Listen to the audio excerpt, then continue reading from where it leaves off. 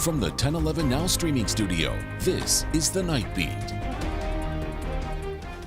Good evening, I'm Danielle Shenk with your headlines for Thursday, February 27th.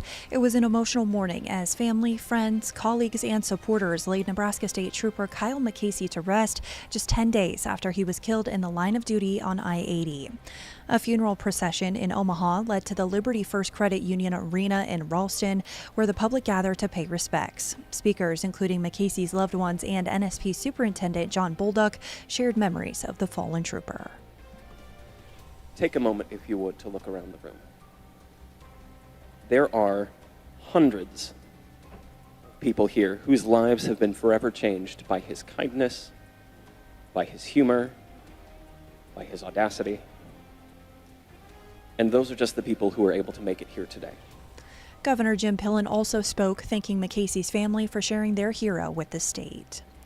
Meanwhile, Nebraska is commemorating a dark chapter in its history, the forced displacement of Native Americans to assimilation-focused education camps that stripped away their culture and traditions.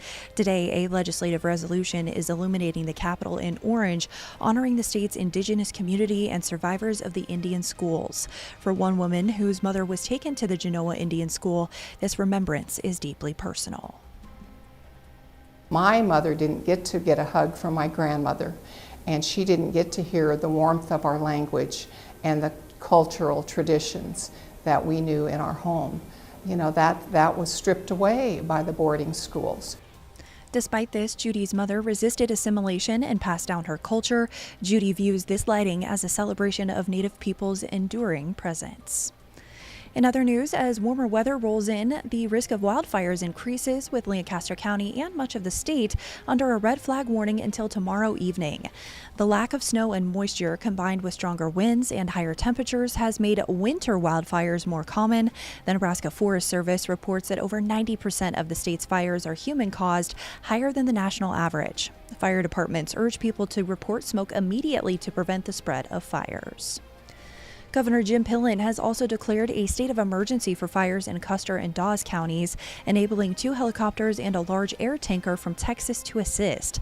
The Nebraska Forest Service has divided the fires into 2 divisions: the Eastern Division, which includes the Lillian and East Table Road fires burning 1,350 acres, and the Western Division, including the Eureka Valley Fire, which has burned 4,800 acres. On the flip side, several counties in eastern Nebraska are under a flood watch, with some in a flood warning due to ice jams on the Loup River. Water has flooded parts of Highway 30, closing it between Columbus and Silver Creek.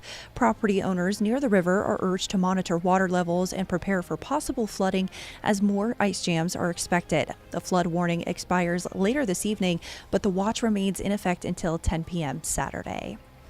St. Paul was shaken this morning by an explosion at a substation near Highway 281 and 13th Avenue, resulting in a power outage. Emergency crews were dispatched shortly after 5:30 a.m.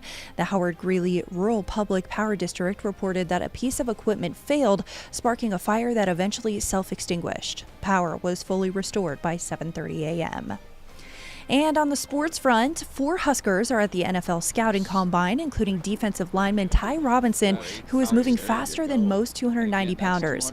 Robinson ran the 40-yard dash in just 4.83 seconds, ranking as the 22nd fastest time among all defensive tackles since 2003. That's according to Next Gen Stats. Rounding out your night beat is a check of the 7-day forecast.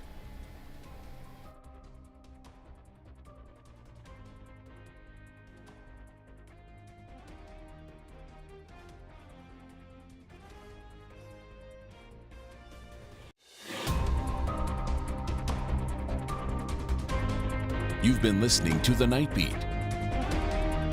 Watch, listen, and stream on the 1011 app on YouTube or wherever you get your podcasts.